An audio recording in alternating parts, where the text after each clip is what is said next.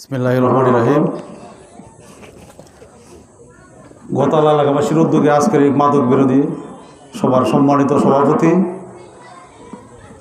কটিয়াদীর পৌর বিএনপির সম্মানিত সভাপতি আশরাফুল দাদন সাহেব, প্রধান অতিথি হিসেবে উপস্থিত আছেন বাংলাদেশ জাতীয়তাবাদী কটিয়াদীর উপজেলা শাখার সম্মানিত সাধারণ সম্পাদক জনাব আরিফুর রহমান কাঞ্চন সাহেব, উপস্থিত আছেন কটিয়াদীর উপজেলা যুবদলের বিপ্লবী সভাপতি জনাব মাহবুবুর রহমান মাসুদ, আর উপস্থিত সাধারণ সিরাজি সহ ফারুক ভাই সহ সকল নেতৃবৃন্দ উপস্থিত, সামনে সকলকে আমি সালাম জানাই। আসসালামু আলাইকুম ওয়া রাহমাতুল্লাহি ওয়া বারাকাতুহু।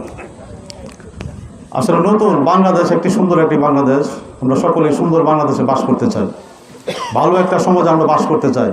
একটি সন্তান যখন জন্ম নেয়, বাবা আশা করে যে এই সন্তান আমার নাম রাখবে, ভালো কাজ করে বলবে যে অমুকের সন্তান। এই সন্তান পরিবেশের কারণে সন্তান নষ্ট হয়ে যায়। দেশের আবহাওয়া যদি ভালো থাকে, সব কিছু ভালো থাকে। আবহাওয়া নষ্ট হয়েছিল কত 17 বছর এই দেশের পরিবেশ নষ্ট করা হয়েছে। এই 17 বছর মানুষকে ভালো থাকতে দেয় নাই।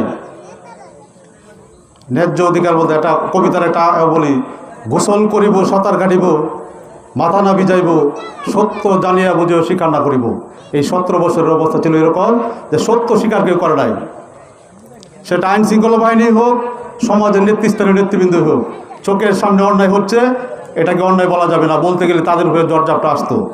আমরা যারা বিএনপি করি, আমরাও মানুষ। আজকে আপনারা যারা সামনে বসে আছেন, আপনি হতে পারেন দেশের কোটিপতি, কিন্তু মৃত্যুর পরে আপনার পোশাক হবে সাদা। আপনি বড় লোক, কিন্তু পোশাকের পরিচয় একটাই, সাদা পোশাক। মসজিদে নামাজ পড়বেন, কাতারে যে আগে যারা আপনি আগে বসবেন, এখানে কোনো ভেদাভেদ নাই। আজকে একটা সরকার যখন ছিল, এই সরকার কিন্তু মানুষকে ভেদাভেদ করতো, এটা বিএনপির লোক, ওইটা ওই সংগঠনের লোক। এইভাবে একটা দেশ ভালো চলতে পারে না। আজকে আপনারা জানেন, দীর্ঘ 70 বছর এই দেশের পরিবেশ পরিবর্তনের জন্য আজকে যিনি সরকার ক্ষমতায় আসছে জনাব তারেক রহমান, উনি চেষ্টা করে যাচ্ছেন দেশটাকে কিভাবে সুন্দর পরিবেশ ভালো রাখা যায়। দেশের মূল শক্তি হচ্ছে যুব সমাজ। আমার সন্তান আগামীতে দেশ পরিচালনা করবে, আমার সন্তান এই দেশের মেম্বার হবে।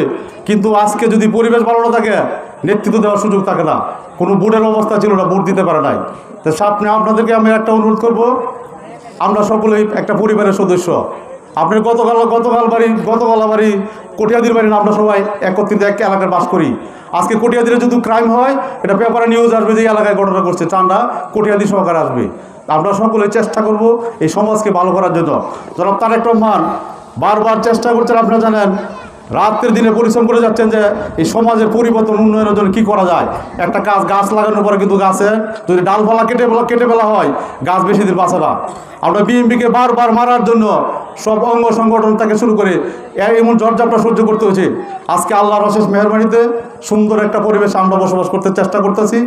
আমরা চেষ্টা করব, আমি কটিয়াদীর বাজার বণিক সমিতির সাধারণ সম্পাদক, আমি ব্যবসায়ীদের প্রতিনিধি, আমি চেষ্টা করব আপনাদের পাশে থাকার জন্য। আপনারা যে কোনো সমস্যা আমাদের নেতৃবৃন্দ নাম্বার রাখবেন, আমরা চেষ্টা করব প্রশাসন কতটুকু সহযোগিতা করা যায়। আপনার দায়িত্ব হচ্ছে, যারা এই সমাজ নষ্ট করার জন্য, সন্তানদের নষ্ট করার জন্য আজকে যারা এই বড়ি বিক্রি করছে, তাদের বিরুদ্ধে আমরা সকলে ঐক্যবদ্ধ থাকবো। আপনারা ভয় পাবেন না যে আমাদেরকে হত্যা করতে আসে, এইগুলোর কোনো ভয় কিছু নাই। সকলে সংঘবদ্ধ থাকবেন, ঐক্যবদ্ধ জাতির সামনে আগে যেতে পারে। আমরা কোনো সময় ভয় পাবো না। এই যে আমার এক ভাই মৌলানা হাবিবুর রহমান সাহেব বলেছে, আপনি মৃত্যুবরণ করলে আমি ভয় পাই না। আমরা ভয় পাওয়ার কিছু নাই। এই দেশে থাকতে হলে, আপনার সন্তানকে ভালো রাখতে হলে অবশ্যই আপনাকে এই পরিবেশটা বজায় রাখতে হবে। আমি আমাদের নেতৃবৃন্দ আপনাদের সামনে বক্তব্য রাখবে, আমি আপনাদের দোয়া চাই। আশা করি এই সুন্দর বাংলাদেশ, আগামীতে যে বাংলাদেশ হবে, ন্যায্যতার অধিকারে বাংলাদেশ হবে। এখানে কারো পরিচয় থাকবে সে একজন বাংলাদেশি, কোনো দলের পরিচয় থাকবে না। আমরা সেই বাংলাদেশ করতে চাই। সকলকে ধন্যবাদ জানাই। আগামীতে ইনশাল্লাহ আমরা সুন্দর বাংলাদেশ দেখব। আপনারাই মাদক বিরোধীতে যারা মাদক বিক্রি করে তাদেরকে সতর্কতা দিবেন যে তোমাদেরকে সতর্ক করছি, আগামীকাল থেকে এগুলো বিক্রি বন্ধ করো। আর নাইলে আমরা আইনানুগ যে ব্যবস্থা, আমরা সকলে মিলে কাজ করব। সকলকে ধন্যবাদ জানিয়ে আমি আমার বক্তব্য শেষ করছি। আসসালামু আলাইকুম ওয়া রাহমাতুল্লাহি ওয়া বারাকাতুহু।